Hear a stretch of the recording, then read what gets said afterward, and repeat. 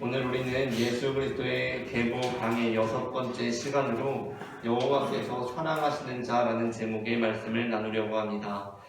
함께 말씀을 나누기에 앞서서 사무엘하 11장 26절부터 12장 25절까지의 말씀, 조금 긴 말씀인데요.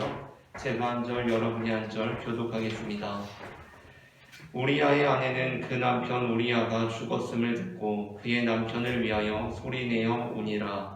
그 장례를 마칠 때 다윗이 사람을 보내 그를 왕궁으로 데려오니 그가 그의 아내가 되어 그의 아들을 낳으니라. 다윗이 행한 그 일이 여호와 보시기에 악하였더라. 여호와께서 나단을 다윗에게 보내시니 그가 다윗에게 가서 그에게 이르되 한 성읍에 두 사람이 있는데 한 사람은 부하고 한 사람은 가난하니 그 부한 사람은 양과 소가 심히 많으나 가난한 사람은 아무것도 없고 자기가 사서 기르는 작은 암양 새끼 한 마리뿐이라.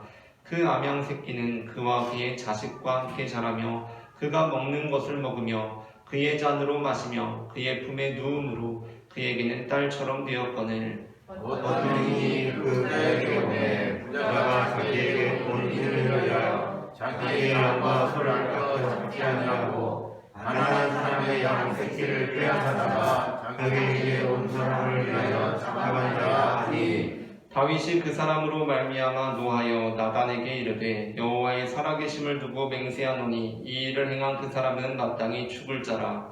그가 불쌍히 여기지 아니하고 이런 일을 하였으니 그 양 새끼를 내게나 잡고 가난한 자라. 나단이 다윗에게 이르되 당신이 그 사람이라. 이스라엘의 하나님 여호와께서 이와 같이 이르시기를 내가 너를 이스라엘 왕으로 기름 붓기 위하여 너를 사울의 손에서 구원하고 내 주인의 주를 내게 주고 내 주인의 아이를 내 품에 두고 이스라엘과 유다 족속을 내게 맡겼느니라.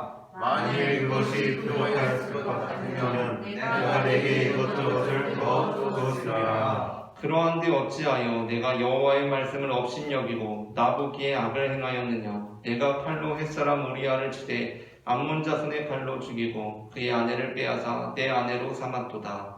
이제 내가 너를 업신여기고 햇사람 우리아의 아내를 빼앗아 내 아내로 삼았으니 하나님 내 집에서 영원토록 떠나게 하리라 하셨고. 여호와께서 또 이와 같이 이르시기를 보라 내가 너와 내 집에 재앙을 일으키고 내가 내 눈앞에서 내 아내를 빼앗아 내 이웃들에게 주리니 그 사람들이 내 아내들과 더불어 백주에 동침하리라.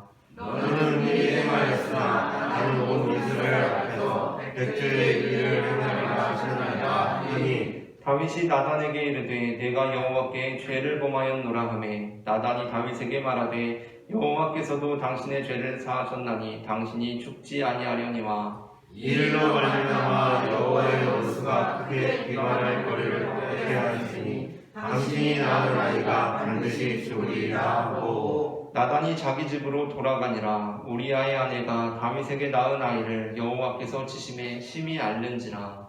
다윗이 그 아이를 위하여 하나님께 간구하되 다윗이 금식하고 안에 들어가서 밤새도록 땅에 엎드렸으니 그 집의 늙은 자들이 그 곁에 서서 다윗을 땅에서 일으키려 하되 왕이 듣지 아니하고 그들과 더불어 먹지도 아니하더라.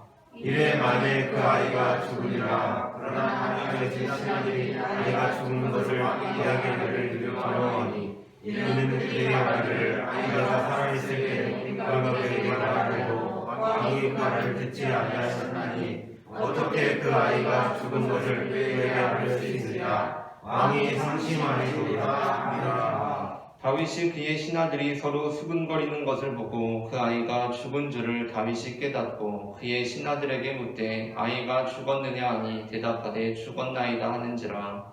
다윗이 땅에서 일어나 몸을 씻고 기름을 바르고 유복을 갈아입고 여호와의 전에 들어가서 경배하고 왕궁으로 돌아와 명령하여 음식을 그 앞에 차리게 하고 먹은지라. 그의 신하들이 그에게 이르되 아이가 살았을 때에는 그를 위하여 금식하고 우시더니 죽은 후에는 일어나서 잡수시니 이 일이 어찌 됨이니까 하니.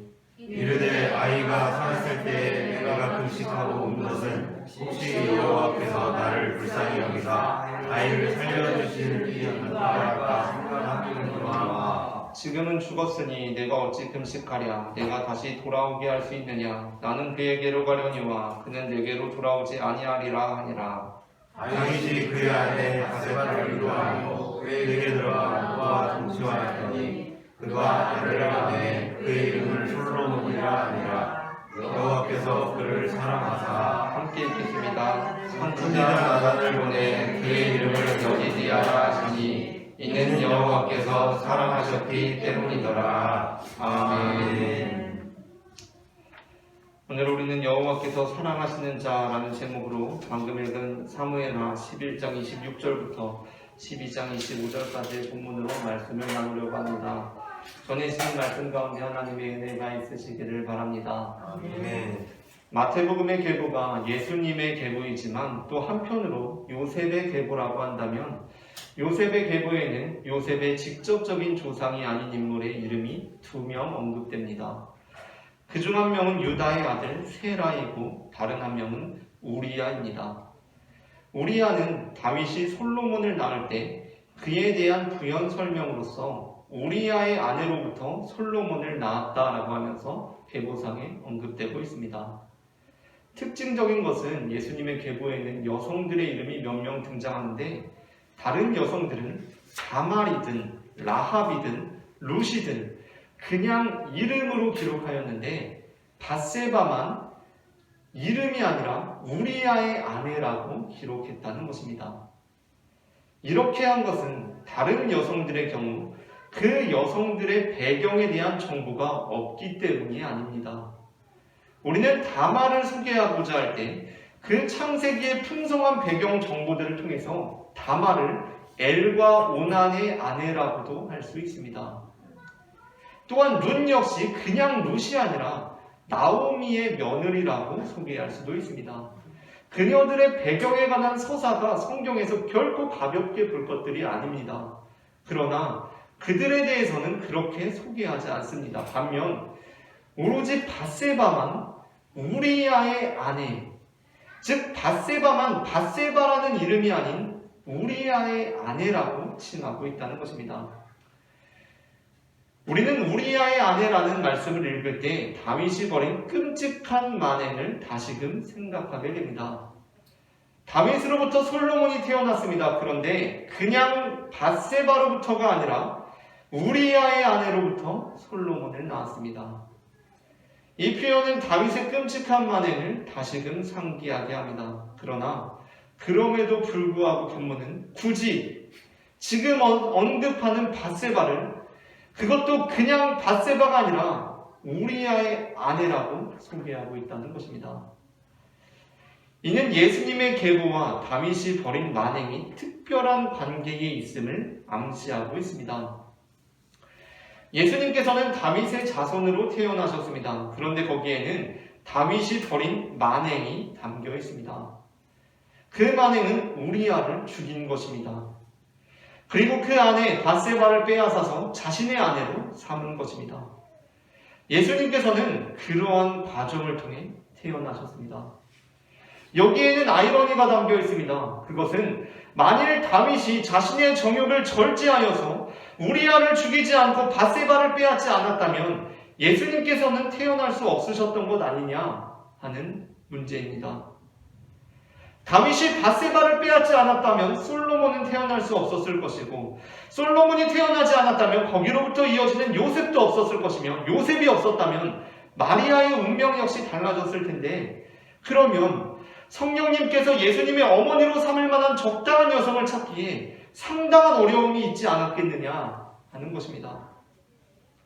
이러한 해석은 마치 다윗이 벌인 범죄에 정당성을 부여하는 것처럼 보이기도 합니다. 그래서 어떤 사람들은 이렇게 묻습니다. 그러면 우리야는 뭐가 되냐라고 묻습니다. 말 그대로 우리야는 피해자 아닙니까? 우리야는 피해자입니다. 그리고 다윗이 가해자입니다. 그런데 이렇게 되면 가해자의 행위가 용납되는 꼴이 됩니다. 다윗이 밧세바를 빼앗고 우리야를 죽였기 때문에 예수님께서 마리아를 통해 이 땅에 오신 거면 이 가해자의 행위가 용납된다는 것입니다. 정당성을 오히려 얻게 된다는 것입니다. 이것은 피해자로서는 받아들이기 어려운 일입니다. 하지만 바로 이 말씀 안에 우리가 예수님을 받아들이는 기독교인으로 설 수 있는지 없는지가 판가름되는 기준이 있습니다. 그리스도인은 어떠한 사람들입니까? 기독교인이 된다는 것, 예수님을 믿게 되었다는 것은 내가 가해자임을 깨닫게 되는 것을 의미합니다. 교회에 와서 찬송을 부르거나 기도할 때 가장 많이 듣게 되는 단어가 바로 죄인이라는 단어입니다. 우리는 우리를 죄인이라고 고백합니다. 그 죄인이라는 것은 세 글자로 늘려서 말하면 바로 내가 가해자라는 의미입니다. 피해자는 죄인이 아닙니다. 가해자가 죄인입니다. 그러므로 기독교인이 된다는 것은 내가 가해자임을 깨닫는 것입니다. 그러니까 다윗의 삶과 다윗이 벌인 만행을 읽을 때도 어떻습니까? 다윗의 삶, 다윗이 벌인 만행에 대한 말씀을 읽을 때 우리는 그 말씀이 우리아의 입장으로 읽히는 것이 아니라 다윗의 입장으로 읽히는 것입니다. 이 본문이 우리아의 입장으로 읽히는 사람은 예수님을 영접하기가 참 어렵습니다. 왜냐하면 내가 잘못한 것은 하나도 없기 때문입니다. 나는 피해자지 가해자가 아닙니다. 나는 의인이지 죄인이 아닙니다. 하지만 이 본문이 다윗의 입장으로 읽는다면 우리는 예수님을 영접할 수가 있습니다. 내가 바로 그 사람, 가난한 사람의 딸 같은 암양 새끼 한 마리를 빼앗은 그 사람이 바로 나이기 때문입니다. 다윗의 위대함은 나단의 책망을 받아들였다는 데 있습니다. 다윗은 왕이면서도 그 책망을 받아들였습니다.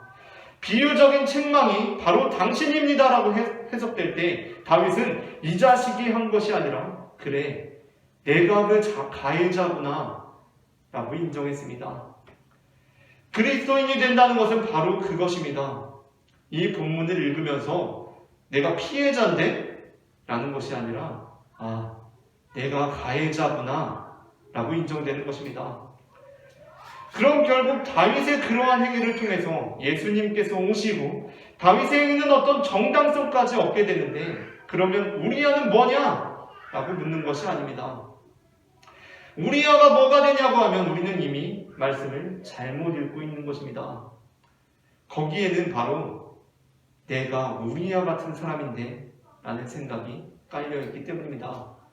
성경이 우리에게 인정하라고 하는 것은 우리 보고 우리아 같은 사람이라는 것을 인정하라는 것이 아닙니다. 너가 다윗 같으냐? 라고 지금 질문하고 있는 것입니다. 현대인의 특성 중 하나는 지나친 피해의식에 사로잡혀 있다는 것입니다. 우리는 과거의 사람들에 비해서 분명히 훨씬 잘 살고 있습니다. 불과 100년 전 사람들에 비해 우리는 정말 편리한 삶을 영위하고 있습니다. 우리는 여기서 조금만 걸어가서 금능역에 가서 전철을 타면 서울에 단돈 1,000 얼마를 내고 1시간 안에 서울에 입성합니다. 우리는 단돈 1,000 얼마를 내면 100년 전 사람들은 신세계를 맛볼 만한 컵라면을 여기 옆에 편의점에 가서 사서 먹을 수가 있습니다. 1,000 얼마도 큰 돈 아니냐고 하면 할 말은 없지만 절대적인 면에서 과거 사람들에 비해 우리가 훨씬 편리하고 풍족하고 편안한 삶을 영위하고 있는 것은 사실입니다.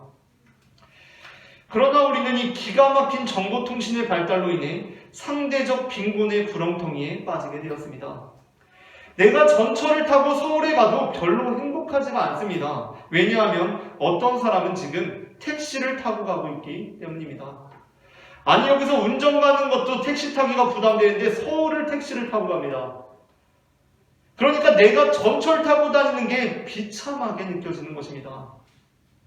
또 어떤 사람은 아예 외제차를 타고 서울에 가고 심지어 기사가 운전까지 해줍니다.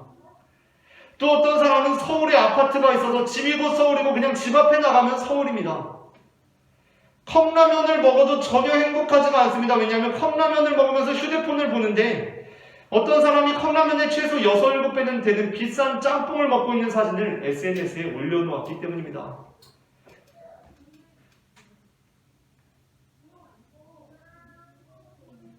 그런데 아니 내가 서울 아파트에 살고 설령 내가 외제차를 타고 기사를 두고 7, 8천원짜리 아니라 특별한 15,000원짜리 짬뽕을 먹어도 행복하지가 않습니다. 왜냐하면 SNS에 페이스북에 인스타그램에 꼭 누군가 아직 내가 먹어보지 못한 짬뽕을 올려놓았기 때문입니다. 우리는 그 상황에서 그 누군가는 지금 내가 가지고 있고 누리고 있는 수많은 것들을 갖거나 누리지 못하고 있다는 것을 미처 생각하지 못합니다. 그러니까 그 사람, 지금 엄청난 짬뽕을 먹고 있는 그 사람이 그것을 위해서 컵라면을 큰 사발이 아니라 작은 사발만 일주일째 먹어왔다는 것을 우리는 고려하지 않는다는 것입니다. 오로지 지금 내가 누리고 있지 못한 것을 저 사람은 누리고 있구나 라는 것에 집착합니다. 근데 그렇게 SNS에 올라오는 게시물이 한두 개입니까? 아닙니다. 저 사람은 내가 누리지 못한 것을 누리고 있고 또 저 사람은 내가 가지지 못한 것을 가지고 있습니다. 그러니까 사실은 나도 그들이 가지거나 누리고 있는 것을, 누리고 있지 못한 것을, 수많은 것들을 내가 가지고 있고 누리고 있으면서도 내게는 없고 그들이 갖고 있고, 내가 누리지 못하는데 그들이 누리고 있는, 내가 가지지 못한 것에 집착하면서 불행해한다는 것입니다. 정말 더더군다나 아이러니한 것은 적지 않은 경우가 사실 상대적으로도 그 SNS에서 보는 사람보다 내가 훨씬 나은 입장임에도 불구하고 이 상대적인 빈곤의 구렁텅이에 빠지게 된다는 것입니다. 이것이 기가 막힌 정보통신의 발달이 우리 삶에 가져온 왜곡입니다. 사실 객관적으로 봐도 내가 충분히 저 사람보다 행복해야 할 상황인데 SNS를 보면서 그 사람보다 내가 불행하다고 느끼는 것입니다. 그러한 상황 속에서 피해의식까지 우리의 삶에 잠식해 들어옵니다. 피해의식은 바로 이 상대적 빈곤의 책임이 내가 아닌 다른 이에게 있다고 생각하는 것입니다. 내가 지금 이런 삶을 사는 것은 우리 부모님 때문이야. 내가 지금 이렇게 비참하게 사는 것은 내 자식들이 못난 탓이야. 내가 지금 이런 삶을 사는 것은 능력 없는 남편을 만났기 때문이야 라고 생각한다는 것입니다. 무엇입니까? 내가 바로 피해자야 라고 생각한다는 것입니다. 나는 우리아야. 다윗이 아니야. 나는 우리아야. 나는 언제나 최선을 다했고 충성을 다했고 나는 완벽했는데 바로 당신 때문에 나는 이런 꼴로 살고 있다 라고 생각하는 것입니다. 그러한 사람은 그리스도인이 되기에 무척 힘들 것입니다.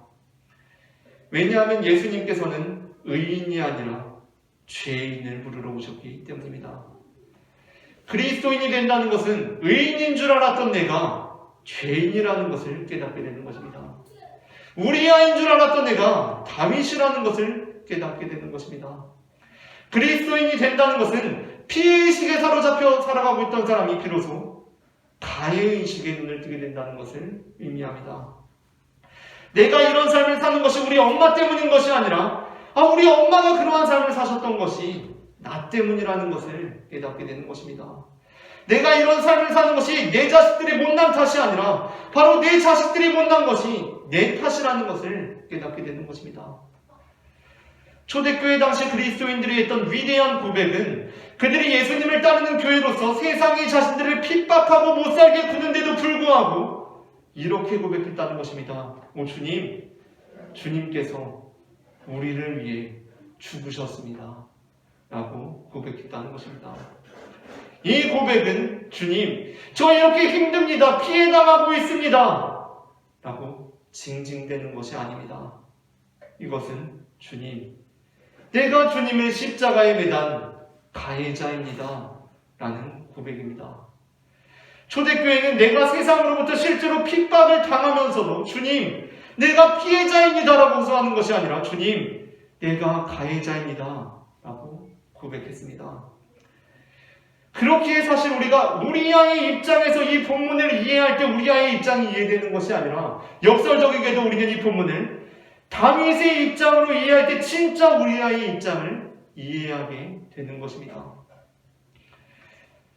그런데 우리가 그렇게 우리아의 문제를 해결한다 하더라도 우리에게는 이 본문에서 넘어야 할 산이 하나 더 있습니다. 그것은 다윗이 우리아의 아내로부터 낳은 첫 번째 아들에 관한 문제입니다. 오늘 본문을 보니 솔로몬은 사실 다윗이 우리아의 아내로부터 낳은 첫 번째 아들이 아닙니다. 두 번째 아들입니다. 첫 번째 아들은 어떻게 되었습니까? 다윗의 죄로 인하여 죽었습니다. 우리가 다윗과 우리아의 문제에 있어서 우리아보다 다윗의 우리 자신을 동일시하면서 적용하는 것도 사실 굉장히 어려운 일이지만 지금 우리가 다루게 될 이 두 번째 사안에 비하면 우리가 다윗과 우리아의 문제에 있어서 우리아보다 다윗의 우리 자신을 동일시하면서 적용하는 것은 훨씬 쉬운 편에 속합니다. 오늘 본문에서 다윗이 나단의 책망을 듣고 비로소 고백합니다. 내가 죄를 범하였다라고 고백합니다. 그런데 나단이 갑자기 이상한 말을 합니다. 우리로서는 쉽게 받아들이기가 어려운 말입니다. 그것은 다윗의 죄의 대가를 다윗이 치른다는 것이 아니라 그 죄의 대가를 아들이 당하게 되리라는 것입니다. 그리고 실제로 그 아들이 죽습니다. 심지어 그 아들은 아무런 죄도 없는 갓난아기입니다. 이것을 받아들이실 수 있으십니까? 너무한 거 아닙니까? 너무 받아들이기 어려운 방식 아닙니까? 여기서 우리는 현대인의 시각을 벗어나서 고대인의 시각으로 이 서사를 이해할 필요가 있습니다. 현존하는 많은 철학자들이 현대인들은 지나치게 개인에 집중된 삶을 살아가고 있다고 진단합니다. 그렇다 보니 개인의 문제들이 대단히 중요한 문제입니다. 물론 개인의 문제들이 중요하지 않다는 것이 아닙니다. 다만 현대인들에 대한 진단이 인류 역사를 고려해 볼 때 현대인들은 지나치게 개인의 문제에 몰두한다는 것입니다. 그러나 고대인들은 어떠한가? 고대인들은 그렇지가 않았다는 것입니다. 고대인들에게 더 중요했던 것은 바로 공동체였습니다. 공동체적인 가치가 개인보다 중요했다는 것입니다. 그렇다 보니 이 아들이 죽는 문제 역시 고대인들이 볼 때는 개인의 문제가 아닙니다. 이것은 공동체적인 문제입니다. 죄 없는 아들이 죽었다고 해서 그 죄 없는 아들 개인이 온갖 피해를 당했고 공동체는 아무렇지 않았던 것이 아니라는 것입니다. 그 아들의 죽음은 공동체가 감당해야 했던 죄의 대가였습니다. 그러니 다윗 개인은 죄의 대가를 하나도 치르지 않았고 아기 개인이 죄의 대가를 다 치르게 되었다고 해석하는 것은 고대의 서사를 지나치게 현대적인 관점에서 우리가 자의적으로 판단하고 해석했다는 것입니다. 그렇다면 우리는 어떻게 해야 합니까? 이것을 고대인의 시각으로 이 서사를 다시 보아야 합니다. 이는 다윗을 중심으로 벌어진 공동체적인 범죄 행위가 그 아들을 통해서 공동체적인 죄의 대가로 치러지게 되었다고 하는 것이 더 적절하다는 것입니다.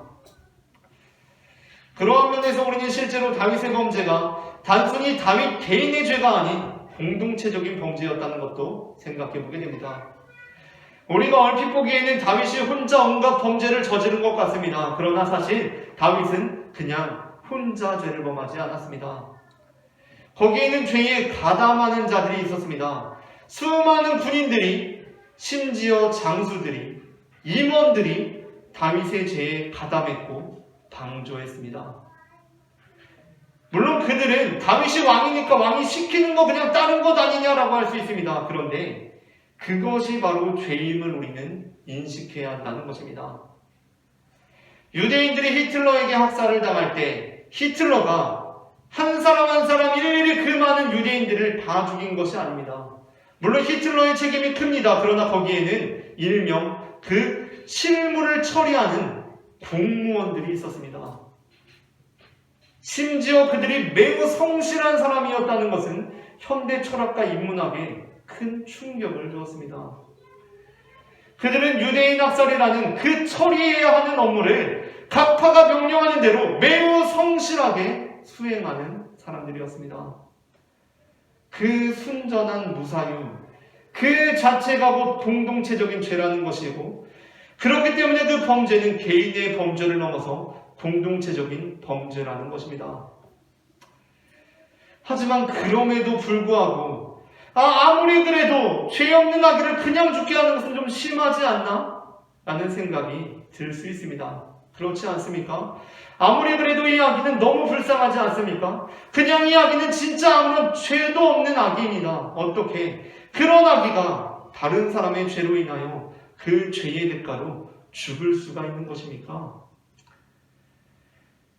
그러한 면에서 마태복음은 매우 훌륭한 복음서입니다. 마태복음은 왜 굳이 다윗이 솔로몬을 낳았다는 것도 아니고 다윗이 밧세바를 통해 솔로몬을 낳았다는 것도 아니고 다윗이 우리아의 아내를 통해 솔로몬을 낳았다고 하면서 우리에게 이 길고 긴 서사에 대해서 다시 한번 생각하게끔 하는 것입니까? 도대체 왜 그냥 아기 예수님 탄생을 시작하는 이 계보에서 이 낭만적인 성탄 분위기를 내는 상황에서 왜 우리에게 그 아들이 죽은 것에 대해서까지 생각하게 하는 것입니까? 대체 왜 아무런 죄도 없는 아들이 그 윗대의 죄로 인해 죽어야 하는 이 불편한 서사를 우리는 다시 들추어내야 하는 것입니까? 너무한 거 아닙니까? 아무 죄도 없는 이 아기가 죽는 것 너무한 거 아닙니까? 이것은 너무한 것입니다. 죄도 없는 아들이 그 윗대의 죄로 인해 죽는 것은 정말 너무한 것입니다.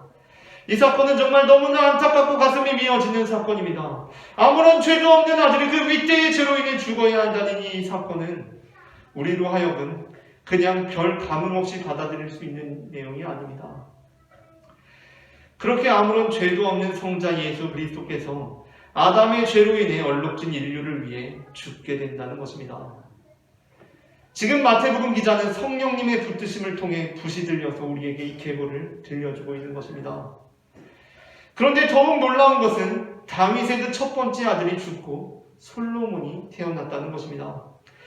이 서사를 개인이 아닌 공동체적인 관점으로 읽을 때 우리는 반드시 그래야만 하는데 개인이 아닌 공동체적인 관점으로 읽을 때 솔로몬의 탄생은 공동체의 새로운 소망입니다. 죽음을 이기고 다시 사는 부활의 상징입니다.